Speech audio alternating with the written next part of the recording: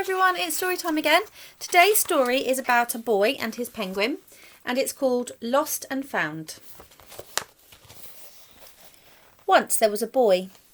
One day he found a penguin at his door. The boy didn't know where it had come from, but it began to follow him everywhere. The penguin looked sad, and the boy thought it must be lost. So the boy decided to help the penguin find its way home.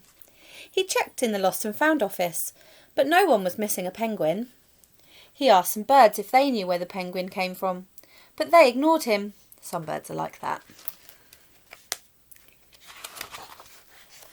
The boy asked his duck, but the duck floated away. He didn't know. That night the boy couldn't sleep for disappointment. He wanted to help the penguin, but he didn't know how. The next morning he discovered that penguins come from the South Pole, but how could he get there? He ran down to the harbour and asked a big ship to take them to the South Pole, but his voice was much too small to be heard over the ship's horn.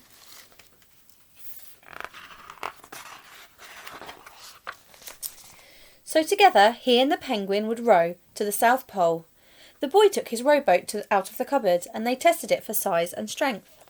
They packed everything they would need, and together they pushed the rowboat out to sea. They rowed south for many days and nights with the boys telling stories all the way. The penguin listened to everything the boy said. They floated through good weather and bad when the waves were as big as mountains, until they came to the South Pole. The boy was delighted, but the penguin said nothing. Suddenly it looked sad again as the boy helped it out of the boat. The boy said goodbye and floated away. But as he looked back, the penguin looked sadder than ever.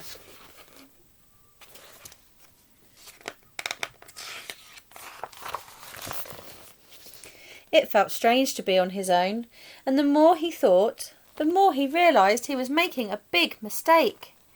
The penguin wasn't lost, he was just lonely. Quickly, he turned the boat around and headed back to the South Pole as fast as he could. At last he reached the pole again, but where was the penguin? The boy searched and searched, but he was nowhere to be found. Sadly, the boy set off for home. There was no point telling stories because there was no one to listen, except the wind and the waves. But then the boy saw something in the water ahead of him. Closer and closer he got until he could see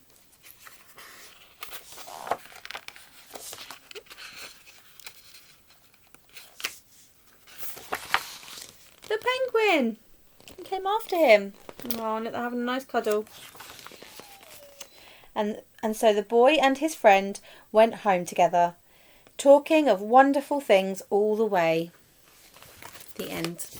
Hope you enjoyed that, and I'll be back with another story really soon. Bye!